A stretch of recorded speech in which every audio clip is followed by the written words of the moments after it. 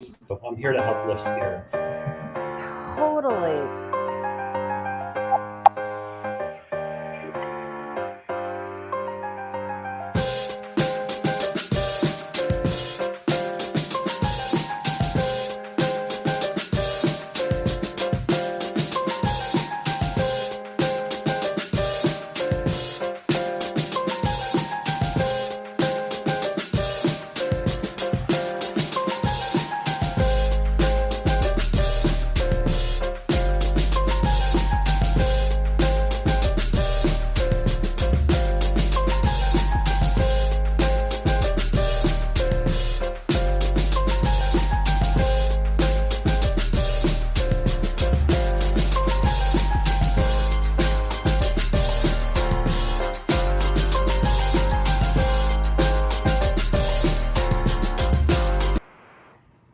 Always when it gets to that part, I'm like, oh, it's time to stop.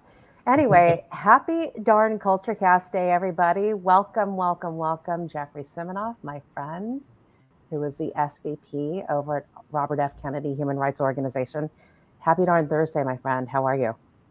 I'm doing really well. Happy to be here, and I'm your brother in pink today. So I it's a good. know, I love it. We're vibing. We are.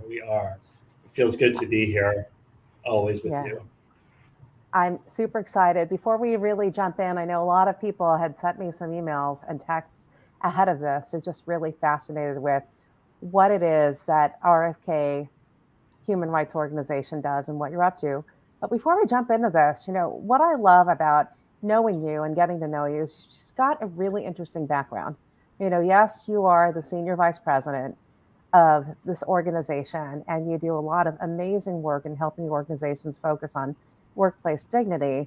But I want to get into who you are, my friend. Like, who is Jeffrey, right? Where did you grow up? How did you end up on this pathway towards workplace dignity? Let's go there. Yeah, such a landscape when I think about it. I grew up on the East Coast in New Jersey, sort of a quiet, shy kid.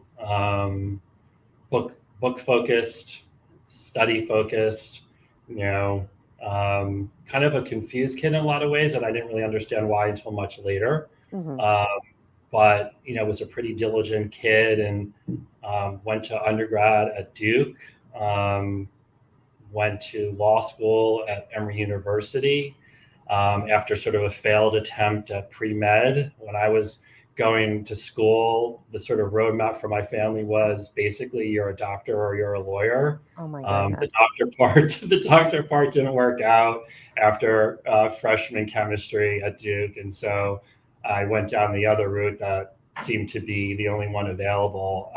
And I studied law, and I became a lawyer. Um, I practiced law during that formative time in my life. I think my family was and continues to be a really important part of my life. And when I graduated from law school, I think a lot of people were looking at big cities, and you know I was very focused on going back to New Jersey, working for a large law firm there. And what I didn't realize was that I was sort of a struggling with my sexual orientation, and Hmm. not know that I knew I was gay necessarily at the time, but I kind of knew. And I Hmm. just wanted to be in a place that was familiar and not, too much of an unknown. A bit of a mistake in a way in retrospect, because the opportunities to sort of explore myself more fully were very limited in a sort of, suburban sort of, New Jersey environment. So all of that didn't really get more fully explored until I, you know, developed sort of a private life while I was practicing law in New Jersey, and came to realize that I needed to be in a different place and I needed to explore other things. And so I said, okay, time to like get into New York City. And I got an in-house counsel job as a lawyer at Morgan Stanley, and I began working at Morgan Stanley shortly before 9/11, and then a lot of my life and my career and my perspectives on things changed a lot, and we could talk about that period Yeah. forward. now or and whenever you like. I mean, I think we should jump into that because I've had the fortunate opportunity to know you for a few years. And I think that story has really shaped, at least my point of view, kind of how you show up and who you are today. I didn't know this about you though. The fact that you grew up thinking you were going to be a doctor, I don't know if we talked about this. I started off as a biology major thinking I was going to be a doctor as well because that's what my parents thought I would be growing up. And after the first year of not having fun with bio and chem and math, I'm like, yeah, I've got to do something else. So I ended up in business. So we have that in common. Yeah, I mean, it's really interesting how like families and environments really shape a lot of the rest of our lives. And, you know, one of the things I've been thinking a lot about is, there's so much discussion right now on what children and young people can be exposed to in school. you know People are trying to restrict a lot of things, and I was talking to my brother yesterday, in fact last night, and saying, we're talking about this topic of like, what's available, what could people talk about to kids that are in, you know K through 12 or in high school or college or whatever. Don't say gay and all these things. And I said to my Hmm. brother last night, one of the things I wish more than anything, looking back on like the first half of my life, is that I wish that there had been more opportunities to have open conversations and to allow younger people to more comfortably explore who they are, who they could be, without, making them feel so stigmatized for what they believe they are.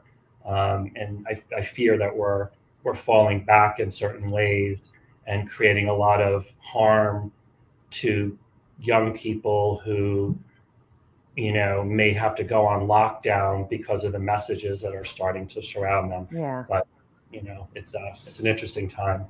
Yeah. It's weird. It is a little bit like Back to the Future, and that, I think about, you're right. I am also shaped by some negatives in my childhood. And I think it's that peer pressure that whatever kids bring into school, right, and what they learn at home, and that's all they know.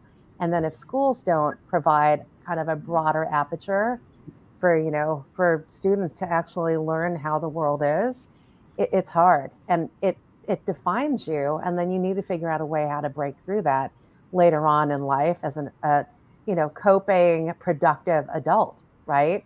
And so that's interesting that you had that conversation with your brother last night because it's such a hot topic right now. Like what this next generation is being exposed to, and how can we really support their future growth so that they can be the leaders of the world, right? And that's why we're on this call. It's about how do we shape culture. But I want to go back to you. I want you to continue on. I think it's fascinating that you're able to get to New York, and I know that who you are as a lawyer, but then who you are as Jeffrey really came to life, I would say, in the experience that you had. And you shared a very personal story um, that I can't relate to, but I can understand how that could have shaped you. And I don't know if you want to get into it, you know, Sure. the New York 9/11 story. Yeah. I mean, it's one of, I guess, like three crucial things that happened during my, you know, 13 or so years at Morgan Stanley. And so I was a junior-ish in-house employment lawyer at Morgan Stanley. My office at the time was in the World Trade Center in the South Tower on the 65th floor. And on that day, I, I had spoken with my parents the night before, complaining about an 8 a.m. meeting, which is relevant to the story. Um, my brother at the time, a different brother than the one I was speaking to last night, was on his way back to New York from Madrid. So it was in the air that morning.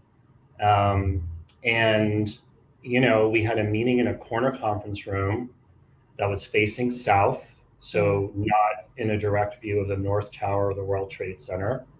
And, into the meeting, the first plane hit the North Tower, which we couldn't see, of course, because we were facing south in the South Tower.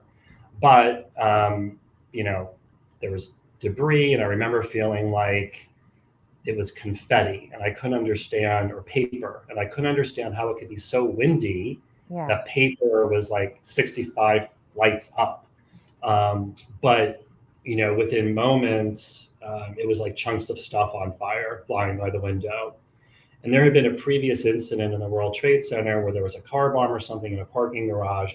And so some people in the meeting thought that something had happened that could have been like that. And so, you know, we left, and you know, our training sort of tells us not to take an elevator. And so we walked down the stairs, and, you know, it was a bit of misinformation. People coming into the stairwell suggesting that maybe a prop plane or some pilot error caused some sort of crash into the North Tower. But the view was that what had happened was, you know, something unique to that building. And so it's tragically, you know, a lot of people started going back out to their floors, or to a floor. It was very hot in the stairwell.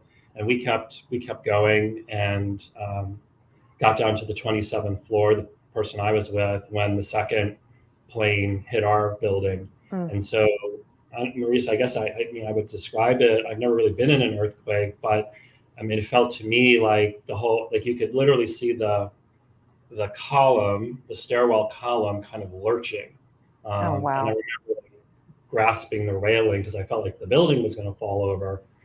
And because we didn't have proper information, I just assumed, it didn't make any sense, but to me it must have been that the other building had sort of fallen over onto our, was the only, in any event, what had been a very orderly situation became very chaotic. We were able to get out of the tower, saw things that you really never wish you would have seen, in terms of what people who were higher up did. And, you know, long story short, was able to get to our offices in Midtown Manhattan, was able to reach my family, which was, of course, freaking out because, you know, they knew I was there that morning because I had complained the night before. My brother was sort of rerouted to Newfoundland, Canada. And there's a Broadway show called Come From Away. That's all about his experience. But the relevance of all of it, I think, to why it's, besides it just being a very like jarring event that affects you and stays with you forever, you know, it related to how I think about my work and how I think about workplaces, because there were 2,000 people working for Morgan Stanley in the South Tower, all of whom, well, virtually all of whom survived, except for the team that was most responsible for our safety, which was the corporate security team, which mostly perished. But there were 2,000 workers that were in that building, and questions came up pretty quickly about, you know, Morgan Stanley is a publicly traded company. They have clients, you know, there's this push-pull between business and humanity in a way. And the questions came up around, when are those people in the World Trade Center going to get back to work? And so I recall being sort of pulled into conversations on this topic, you know, very quickly as a very junior person, junior lawyer, an employment law angle. And I remember taking the point of view in sort of my own fuzzied, traumatic state of, look, we're a global company. Those people in the World Trade Center are not really in a position to contribute in ways that you may wish.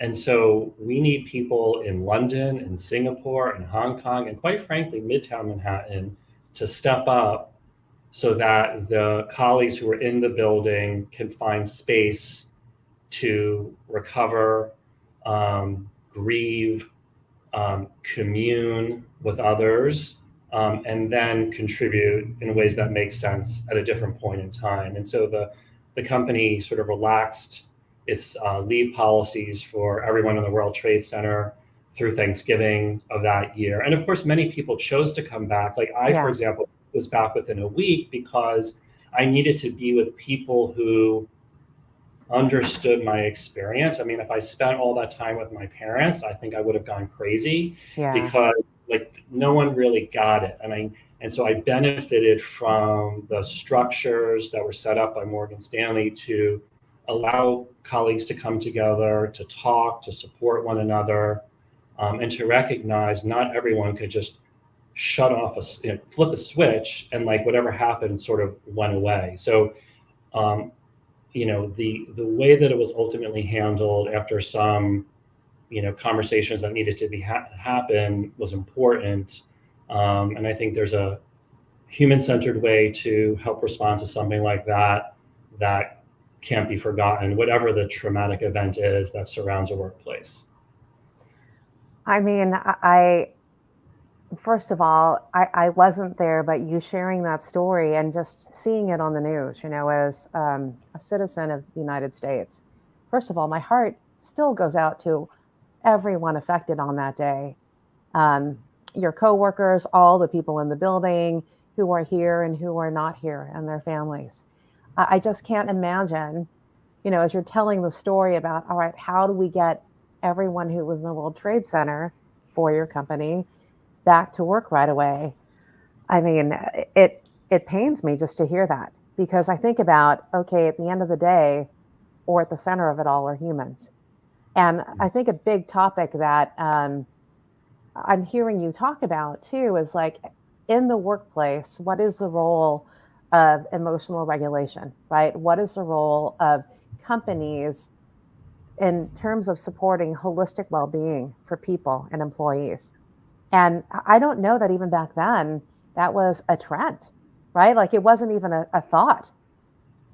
Yeah, I mean, I think that, there may have been early versions of EAP, employee assistance programs. They were smart enough to bring in counselors for people who wanted to. And I found it quite valuable to sit in those circles and, just talk, and for an employer to create space for people to have those experiences. I mean, you have to remember too, like we're very used to now, for those of us who are privileged enough to be able to work from home, which of course many people don't have that privilege, but if we were in a work from home environment, this issue of like getting back to the office would be very, very different. I mean, then it was, where are we physically going to put people, right? Like it wasn't really like, oh, well, 2,000 displaced people are just going to like log on from home necessarily. It was probably possible in some way, but I remember like the whole process of like logging in that environment or that time was very different. And so, the thing was like using conference rooms, and people who had their own offices had to share their offices and things like that. So all those decisions were made by by people who were trying to find ways to center the human beings that were affected by this, alongside of the business priorities that could not yield. So those things are often in tension, but there are ways to maybe not have them all in complete balance, but to not treat the workers who are affected by the event as afterthoughts. That's right. And you're right. I think about, it was very different times back then, very traditional, where people would commute into the office and there was workspace, et cetera. And I think even today, though, I think about it's a comparison, but it's not the same. I think about the trauma that some people may have gone through going through this pandemic, right? Everyone reacted to it differently. This threat of, will I get sick, and will I possibly not live as a result of COVID, et cetera? This kind of going into the unknown. And for those who are responsible for, a lot of people were working as well, like, how do we get this work done? And the easy solution at that time was, all right, everyone kind of shelter at home and work from home. And then fast forward, it is about, how do you balance the needs of the business as well as the needs of the human beings who now are emotionally affected in varying degrees, coming out of this pandemic. And, how do you do that? And so it's fascinating. I wonder about you and maybe folks that you worked with back then, like how they have landed in their careers and what they're championing and what they're doing in the workplace. Yeah, I mean, I think it's a mixed bag in some ways. I think, there was one colleague who, um, maybe still even today, like if you work in an office building, some people are sort of the designated fire warden, or they're in charge Wow. of like safety drills, right? And the person who was that for our floor, kind of he did his duty, Paul, and because he did his duty, he survived. He got out, but he was there until the end, and somehow, like, literally saw the plane like turn and bank into the building, like X number of floors above, and was on leave for a year because of stress and trauma Yeah. related to that situation. And different people take different amounts of time to recover. But I found, of course, I was with the company for a long time after that, and I definitely found a sense of bonding and community in that group of people. There were at the 10-year anniversary of 9/11. There was a collective then, and the company was able to get like special passes for people who were in the building at the time when the memorials were put up.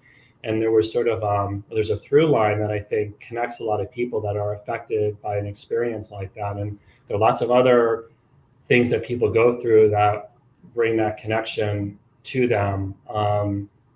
And so it's weird in a way that you know so much of what affects you as a leader or as a person can be tied to the workplace. When I haven't really thought about it in quite that way till Hmm. now, to a degree, which is like so much of what happened during my time there really influences who I think I am as a person, because you had the 9/11 experience of what I what I took from it, what I thought was really important, what worked well, what didn't work so well. And then I wasn't even out of the closet at this Yeah. time.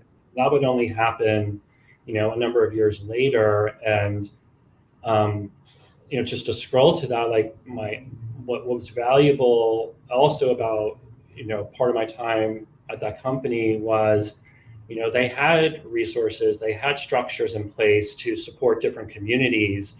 um, a pride group for LGBT employees, and I eventually got involved in that group, and I eventually led that group. And as a side hustle while I'm doing my Yeah. my day-to-day job as a lawyer, which is its whole other sort of complicating thing. You have your day job and you have this other thing, and how do you balance that? But for me, like, the fact that that existed opened up an entire world to me as a person and as a worker, that I found community that I didn't even necessarily know existed, and I felt unburdened, and I felt free and more liberated and more less distracted by what I was trying to conceal.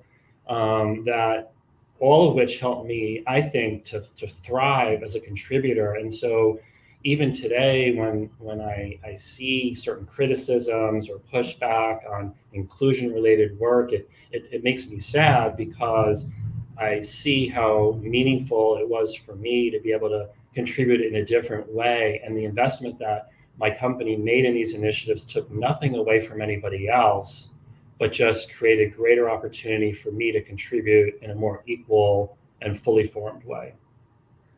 That's right. I mean, there's so much to unpack with what you just said. And I think about, the challenge today for talent. And I know there's different kinds of folks who participate on this call. I just saw our friend Jason, who is the CEO at his company. The big challenge right now is how do you get people to come work for us, right? And how do we get them to stay? And you brought up the topic of inclusion and the fact that there was an LGBT kind of group that helped support, that specific community within JP Morgan or Morgan Chase, where you were. And it allowed people, because you're spending 80, 100 hours a week, I'm assuming, working as hard as you can, giving your all. Um, it allowed you kind of the space to be more of who you are. I'm a big believer that from a cultural standpoint, the definition of culture, and I would love to hear your definition, is imagine an environment where the company, the managers allow employees to bring fully and exactly who they are into the workplace.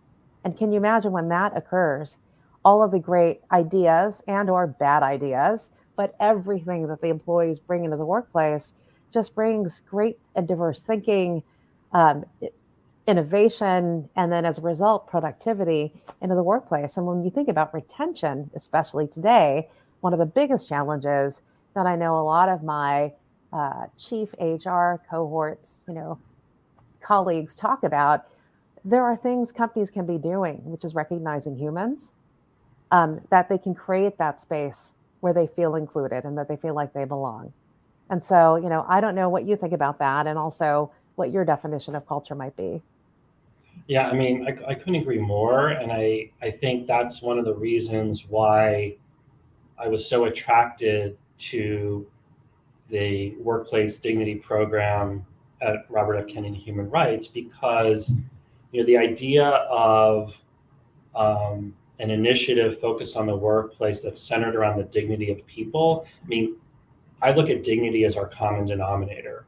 We all have inherent value and worth. We're all equal in our dignity. Whatever the differences we have, we're all equal in the dignity that we have. We're born with inherent value and worth. It's what human rights principles around the world are built around, the concept of human dignity. And so, when we talk in our work that human rights don't end at the workplace door, I mean, it sort of makes sense because Mm-hmm.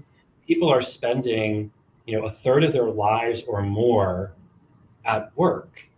And so whether their dignity is fully realized, whether their value is fully appreciated, is so influenced by the workplace because they spend so much time there. We all do.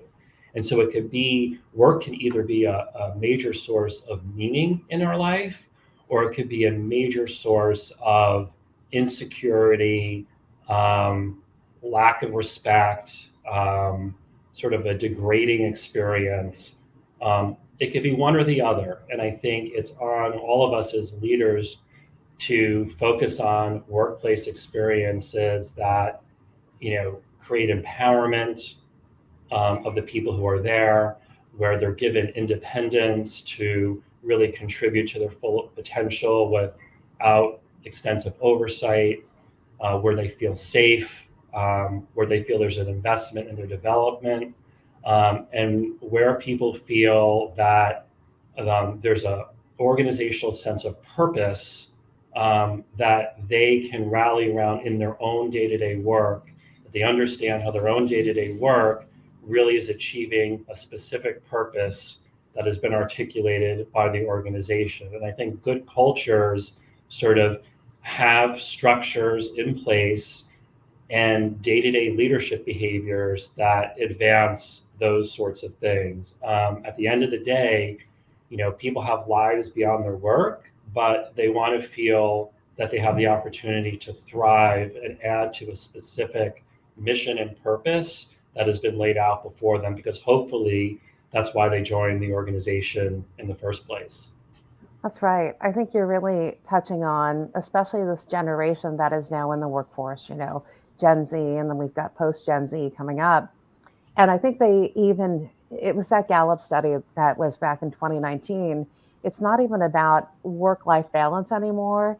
And it's not even about a job, but it's about my life and what it is that I'm doing. And if I'm contributing to a workplace, how does that fit within my life, which is a little different.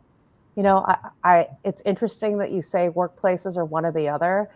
I mean, based on my experience, just growing up in my career, I feel the same way. You either feel like you step into a box, and when you're in that box, you need to snap to the rules of the organization, right? And where you can't fully be yourself because there's certain ways of behaving, and you've got to get your professional vibe on. And I think what's evolved, and I think everyone knows this, is that when companies can articulate their purpose and when people decide to stay or they decide to join because they're aligned with that purpose, they're finding more meaning in the work that they're doing versus just showing up every day because they need a paycheck. Although, there are a lot of hourly workers out there who are doing just that because they need to make a living. Right. Yeah.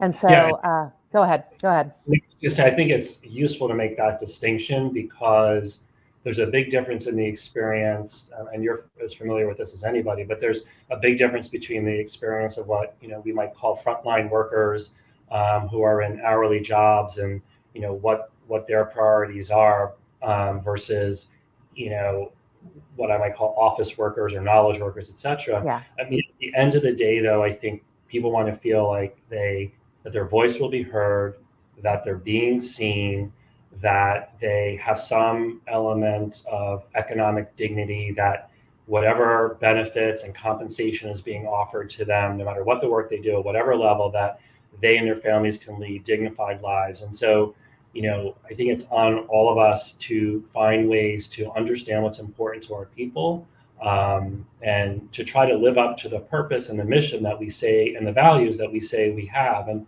I think that's a really interesting point that's often glossed over. And you mentioned COVID and the pandemic. And I think a lot about, people were stuck at home. Again, I always like to caveat it with that, Yeah. if you have that privilege, right? Because so many people couldn't work from home, but many people were stuck at home, able to work from home. And it seemed in a lot of ways like the world was crashing in around us. You had COVID, you had the murder of George Floyd. And I remember, following a lot of that, the political environment was incredibly toxic, continues to be, of course, but people were inbounding all of that stuff, fearful for their own health and sitting at home. And then there's like, an insurrection at the Capitol. So everything is sort of being bombarded on their TVs and everything else, social media. And there was a movement, and I'm based in San Francisco in the Bay Area, and there was a movement at the time where certain, tech leaders were really clamping down on what workers could talk about in the even virtual workspace in terms of external things.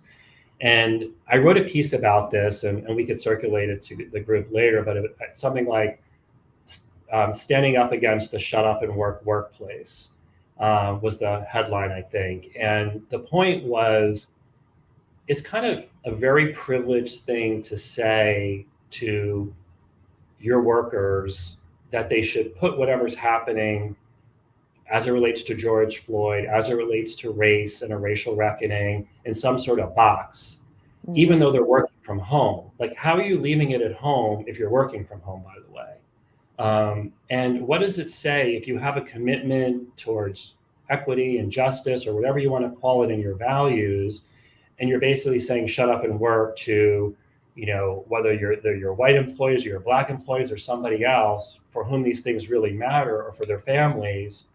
I go back to the Pulse nightclub shooting. I needed to take a beat. Like, my community was hurting, and I hurt, and it would have felt really harsh to say, no, that's for there. I'm pointing over there. Yeah. Right. That's for outside the window. And so I think these are hard things. You can't get into every issue, but there's certain things where this blanket prohibition on allowing people, recognizing that people have fully formed lives, so don't necessarily end when they stamp in and stamp out. So I feel you on some of the things you were alluding to there. Yeah, I know. It just reminds me, and I bring this up time and again because it's just something that I'm fascinated about and I fully nerd out about, and it's old terminology. 1983, the emotional worker, right? So there was a book written by Hochschild called The Managed Heart. I think at UPenn, there's a whole graduate study all around emotional laborers. I guess that's the terminology, where as part of their professional role, they have to regulate their emotions. So you think automatically frontline, hospitality, et cetera, and especially dealing with, not happy customers or guests. And their role is to serve. Now, I feel that I can bring that fast forward, decades later and say, what is the space in culture and in companies, not only for overall, May is coming up, it's Mental Health Awareness Month. And I know companies go all in on talking about mental health, and mental fitness. I think there's some space, though, to talk about emotional fitness and giving space to people that they are humans and that everyone, you said this earlier, as it relates to how people were coming back from that 9/11, your 9/11 story. And for some people, it took a lot of time. For some people, it takes a little time. It's just the whole point that you're saying that everybody is different. And I think going back to culture, you know, and now this level of emotion that I think we need to recognize as part of the workplace, whether you're working from home or working in the office or whatever, that the role that emotions play in the human beings, and how do you allow that to create productivity inside a company. So I guess I'm saying the same thing you're saying, which is the Pulse nightclub incident so impacted you and you had to take a beat and take a minute. And I think for employees and for leaders specifically, I want to get into that, like, it's okay to not be okay. And I know you said that in kind of one of the articles that you've written, but where is space for that in culture today and in the workplace? Yeah, I mean, it's such a great question, and I think there is so much stigma even today. Things are improving. I think it's getting better, but there's a lot of stigma around mental health, and even companies or other organizations that have resources to support the mental health and the emotional well-being of workers, whether it's an employee assistance program, whether it's ensuring that some therapy or related services are included in health coverage. Those are sort of the structural things, right? Like in our work, we always think about like, what are the day-to-day things that leaders can do? And like, what are the structural things that an organization can do, right? Because when you're thinking about well-being, when you're thinking about dignity at work, leaders affect that day to day, but then the organization can put in structures that affect it more systemically. So for example, a benefits program is a structural thing. It affects all employees, and either it has some well-being type coverage woven into the benefits offering or it does not. But that's very different than a manager or a leader saying, you know what, it's Mental Health Awareness Month.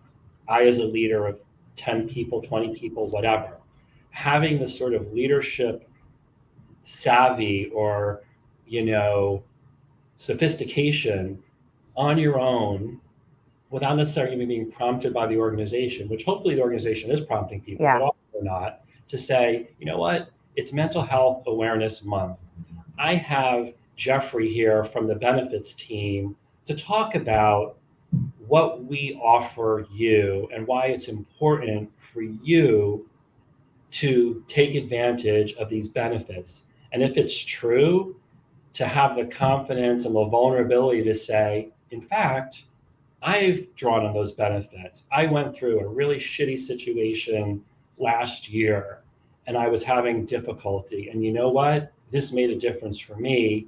You may not need it. Maybe you do, maybe you don't, but it's here for you and you're encouraged to take advantage of it, because a lot of these benefits, it's almost like parental leave sometimes, especially for fathers or non-birth parents. The benefits are there, but people aren't necessarily taking advantage of them. And we need, as leaders, if we want to advance a culture of inclusion and well-being, to sort of find in our own day-to-day worlds opportunities to show a little vulnerability, show some investment and knowledge of the benefits that our organization offers, and create an opportunity for some discussion around those things. Oh my God, I love this. I love this because it's not enough for organizations, for leaders, what I mean. So leaders saying, oh, well, my company provides employee assistance programs and, our benefits also provide access to mental health counselors or some form of coaching and counseling.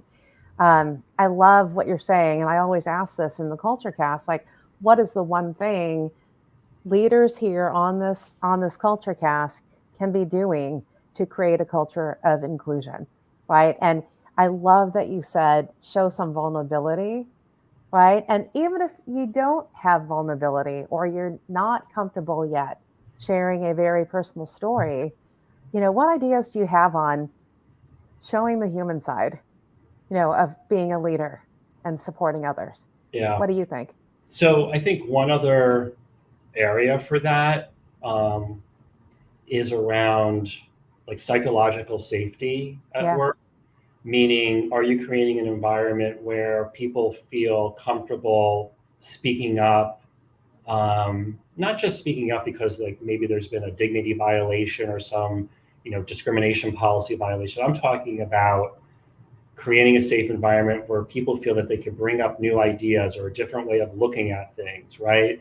I think if you're creating the kind of cultures that we're talking about, you want people to feel like their voice will be heard, that they have that if they contribute something or they have a different point of view, they won't be sort of ridiculed for it or shut down in a box. And so I think leaders, in addition to like showing vulnerability as it relates to things like wellness and benefits, like if you as a leader find ways to communicate, maybe not with these exact words, but basically, I don't have all the answers all the time. hmm I'm not always right. In fact, here's how I've been wrong, and here's what I've learned from it.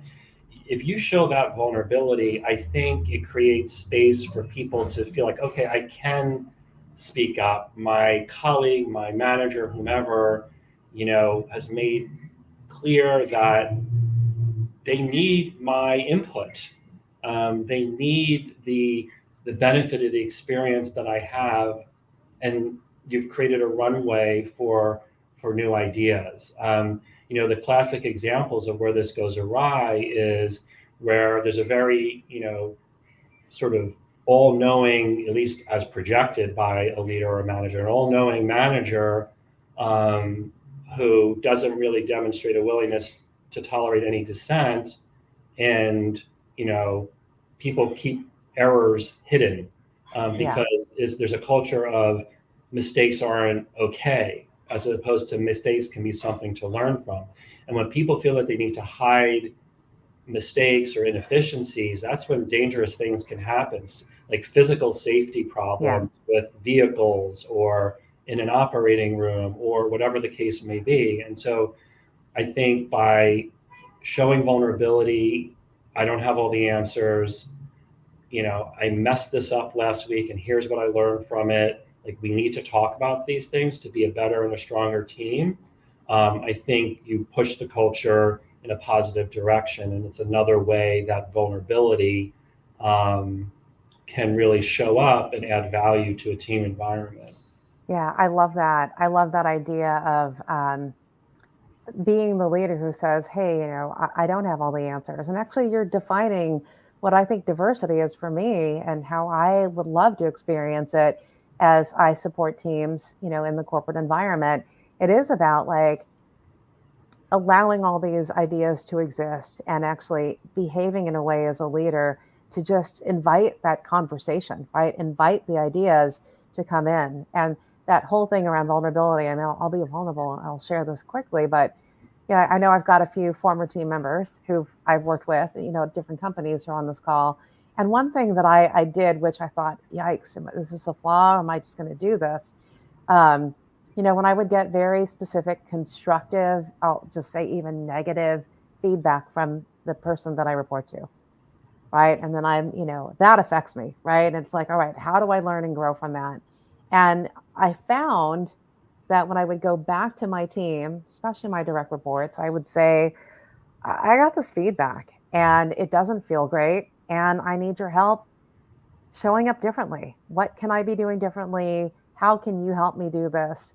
And I think from a true place of vulnerability as a leader, part of it is I'm sharing this with you because if I am leading this team, this is not a reflection of you, but it's a reflection of me and how others just might perceive the function that we are a part of. And they're like, I found in doing that, first of all, I've learned a lot because there's so many ideas that I would not have solved the problem on my own because people are like, have you thought about it this way?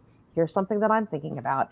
But also, it's getting back to a place that you're talking about, which is when you show vulnerability and you create this place of psychological safety, it is about trust ultimately, right? Do people trust you and trust each other to actually come in and do their best work and be their full selves?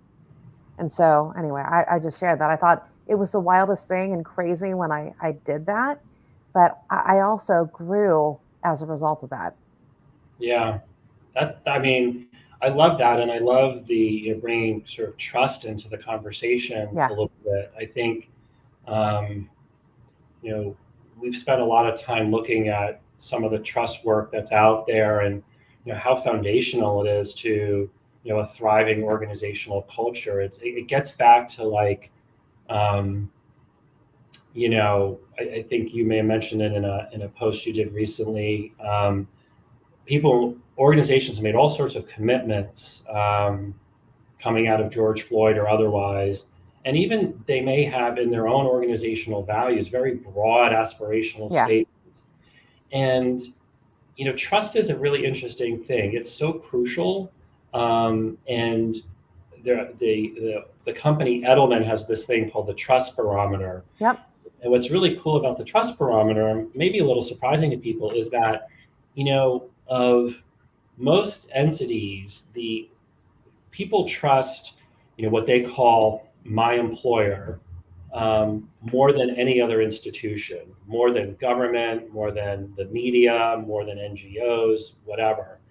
Um, and that means that there's this unique opportunity. There's this inherent reservoir of trust that exists between people and their employer. But like all things, and what's great about that is like if you're a smart organization, you could tap into that reservoir and Yes. really leverage it for something really amazing. But with your actions or inactions, you could degrade trust really quickly as an organization or as a leader. And so if you're whatever, the walk, talk the talk, if your actions don't match your words, Yep. like if you have a great marketing team and PR team, but it's all like fluff and there's not a lot of there, or if you're an organization sort of putting out a lot of stuff into the marketplace, but your people back at home aren't feeling the juice, trust can degrade pretty quickly. And so, if you are a leader, I think it's important to not like sort of overextend your commitments. Like, what are you actually able to deliver? Yeah. What are you able to get behind as a leader? Because, if you go off with 10 things that you say you're going to do for your people or your team, and you're really only going to get one of them done, if you haven't managed people's expectations, their trust in your ability to deliver for them is going to diminish pretty quickly. It's kind of hard to recover from that. That's right. Actually, that's such a good nugget too for everyone around commitments you make to your people and the follow through on it, right? And the revisiting of it, not just I'm going to run off and do it. I also think you come back and when it is done, engaging with the team and asking for feedback on how that landed, whatever those commitments were, and then what can we learn from it and what can we be doing differently or better, right? So that it's ongoing. I love that too. I do want to jump in on specifically the workplace dignity program that you lead at RFK Human Rights. So what does that mean? So if sitting at a company right now and I'm looking at Jeffrey Siminoff, I read all about you. So what is it that your team, your organization does in support of, companies who are sitting on this call or companies who are researching you? Yeah. So, again, the work is built around the principle of dignity at work. And there's a specific human rights underpinning for that. There's this thing that many people may not be aware of, but it's called the Universal Declaration of Human Rights. And it covers many aspects of the way people live in their lives around the world, which includes their workplace. And what the Declaration commits to is workplaces that are just and favorable. That's the sort of anchoring quote. And remuneration that allows people to lead dignified lives. So that's sort of our, small c constitution, Yeah. if you will, that sort of guides our work as an organization and as a program. And, we're really focused on drawing from Bobby Kennedy's legacy of human rights activism and a focus on workers' rights, and really translating it to specific action in the work that we do. And we do it through really four principal ways.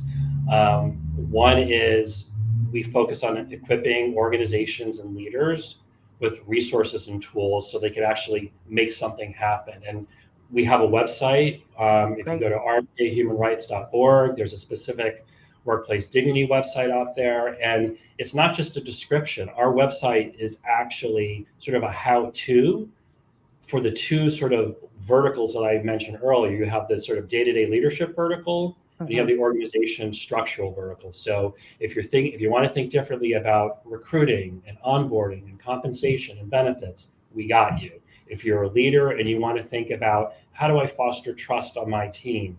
How do I create a more open and safe environment? How do I really leverage differences that exist on this team that I have? We got you too. And we wanted to, as a human rights organization, sort of open source and publish this information so people could sort of immediately draw on specific actions.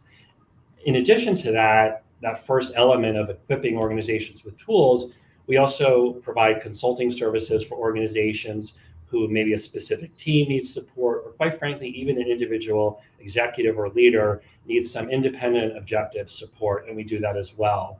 The second thing that we do is we use our voice to sort of shape the narrative in this space. So that means speaking about workplace dignity, really getting beyond the sort of specific diversity, equity, and inclusion lens to a more fulsome understanding of what dignity at work could mean, which includes inclusion at work, but is not limited to that. So we speak, we do discussions like this, we write, we publish op-eds and essays, and we're pretty active on social media. Please follow me if you'd like. I'm on Twitter, JMS San Fran, and I'm also on LinkedIn, and so is our organization. We also create forums that bring different communities together to discuss workplace challenges that may be industry specific or worker specific. So for example, next month we have a Book and Journalism Awards as an organization. We obviously care about the work experience of journalists, so we may convene a specific conversation around journalists as workers. And as an organization, one of our key focus areas is sort of developing and empowering the next generation of human rights leaders. And so we focus on human rights education, pre-college. And so we also think of educators as workers. And finally, we think a lot about how can we use our voice and our communities to advance legislation, policy, and movements that are focused on workplace change. So those are the four areas that we spend time focusing on. We'd love to connect with folks, and we would love for individuals for whom the idea of dignity at work is something that resonates to them to help amplify our messages and this movement towards workplaces that really embrace and empower and protect the inherent value and worth of people in this place where they spend so much of their life's time. Oh my goodness. I think you just gave a gift. I'm very familiar with the website on workplace dignity at rfkhumanrights.org. So aside from all of the amazing kind of pieces of advice, I mean, there's a lot of great tools there that people can use for their organization and that they can use for themselves. And I think a theme that I'm hearing too is, look, it takes leadership to make this happen, right? So not just organizations, but you as an individual who are listening in on this conversation, it takes your leadership to take that next step. And so I love that you have all those tools there, Jeffrey. I want to pivot just for something fun, since I know we're coming up to the top of the hour. I always love asking. So pop culture, I know we talked a lot about culture and how we can actually close this divide that's happening through really recognizing people and what their worth, right? Treating people with dignity in the workplace and just generally in life, but treating them with dignity in work. I think about pop culture too, which is part of life. And like you as a human being, we've learned so much about you. And I so appreciate how open and vulnerable you were to share your specific story around 9/11. But then let's talk about something fun. So like, what are you into these days? What are you wearing? What are you listening to? What are you watching? Anything fun like that? Yeah. So thank you. Love the topic. Um, I'm a big food person. I'm a big restaurant. I'm obsessed with interesting food, and so I am always on the lookout for new and exciting restaurants, especially restaurants where I read this article recently from a woman who's a graduate student at Stanford, and she was really focused on like so many people who are foodies are like, where is this from? Where did you source this? Where did you source that? And the thesis of her piece in the New York Times was, but are you really asking or like educating yourself on how the restaurant may be treating its workers? And it's an interesting thing about like what intention we bring to different things we enjoy. Do you want to be a White Lotus guest, or do you want to be a different type of guest who's approaching your service experience in a different way? I do love the White Lotus, by the way. Yeah, um, and I'm very mindful of that show when I go on different experiences that mean a lot to me. So I think about food is a big thing, and sort of like the experience of I'm a regular at a certain restaurant in San Francisco, and those folks are like they're my family now. Like I love them, and you know I feel like they're a part of each other's lives. And a lot of times I say like you get what you give, right? And all totally. experience, right, Marisa? Like you get what you give, and so can you put a little goodness out there? You can, and you'll get a little goodness back. And so anyway, I think about that a lot. And then obviously well, I don't know if obviously, but I'm caught up on Succession, and I don't want to do any spoilers, so I'll keep my mouth shut on that. But Same. right. Oh my There's gosh. stuff Right. It's about crazy, right? we'll have No to go off. spoilers.